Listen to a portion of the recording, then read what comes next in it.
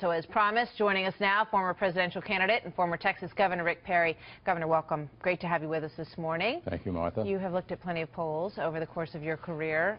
What do you make of these new Quinnipiac numbers and what Bill just laid out? Well, I think it's an indicator that there's going to be a close race.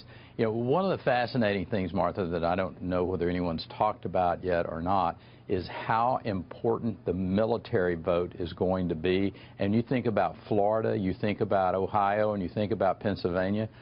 Those states have some substantial military, both active duty and veterans. And Donald Trump is way, way ahead with the military-oriented voter. And I think that that's something that is going to have a powerful impact on this election.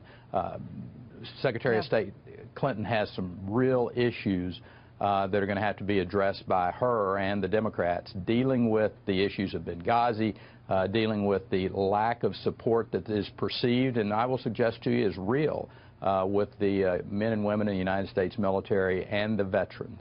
So we see strength, perhaps, with military voters for Donald Trump, definitely with men. He does very well with men. We know that he has problems with women, with the Hispanic vote. But let's talk about your party for a moment, because that's where the focus is this week as he heads to Washington on Thursday to talk to Paul Ryan. Let's play this soundbite from Paul Ryan. I want to get your thoughts on this, Governor. He's the nominee. I'll do whatever he wants with respect to the convention. The point I would make is, I just think it's important that all wings of the party come together to get ourselves at full strength. And we shouldn't pretend, you've written about this, we shouldn't pretend that we're there. We're not. It's been a while since we spoke, and the point is we just need to get to know each other. And my goal is to help put together a unified party that sticks to our principles. He says we shouldn't pretend that we're there. I mean, you look at what Donald Trump has said the past week about taxes, increasing taxes. He doesn't talk about cutting spending. He's talking about raising spending for the military, raising spending for the VA, which a lot of people are of course, in favor of. But none of these, you know, go along with real sort of conservative orthodoxy. And he said himself, it's not called the Conservative Party. It's called the Republican Party. So what party is this now to you, Governor? Well, it's the party that it's always been. We've had disparate views. You think back to 08 and to 12, there were individuals who didn't agree completely with our nominees at that particular point in time, but we all settled in and supported them.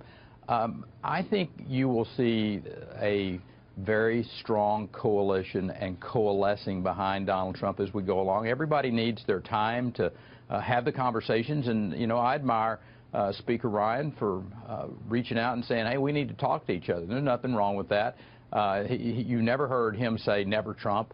And so we're going through a process, and the process works. And I think that was my point that I've made over the course of the last few days.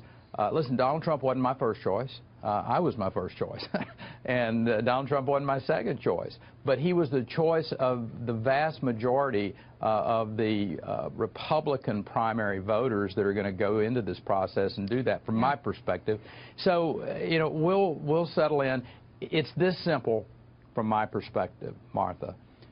Donald Trump, Hillary Clinton, Supreme Court justice appointments.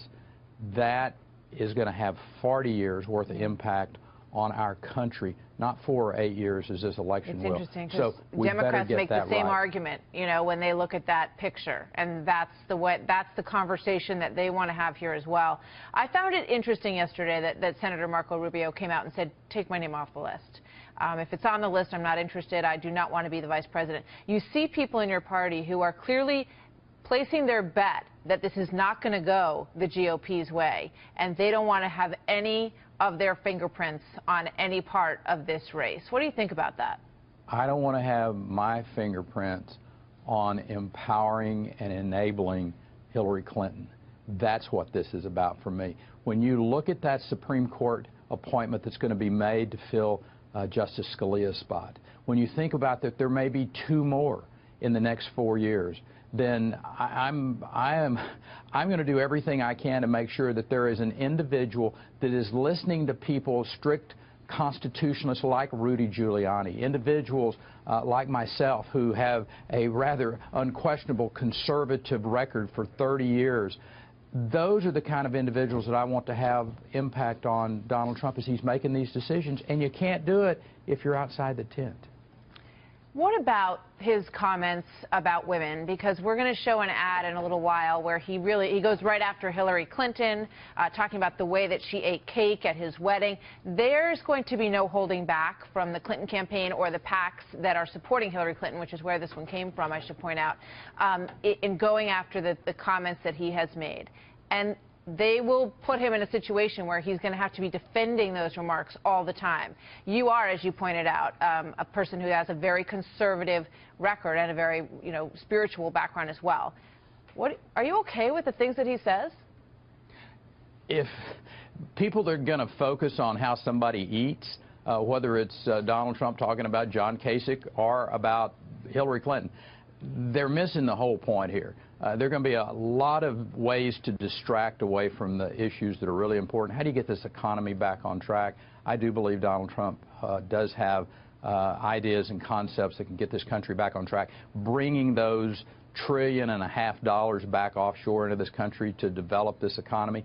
One of the things as a governor that is music to my ears coming out of Donald Trump is when he talks about the devolving of power out of Washington, D.C., for education purposes, for example, not leaving those, Common Core in place and those No Child Left Behind, all of those Washington-centric programs, bring them back to the states where they belong. All of those things are real conservative issues, and, again, how somebody eats, that's a distraction, and frankly, we need to be focused. We're going to talk to Katrina Pearson. We'll show the ad that we just mentioned, what we're talking about here, so you can get a look at it at home, folks, and see what you think. Governor Perry, always good to talk to you, sir. Thank you so much. Martha, thank you. Godspeed.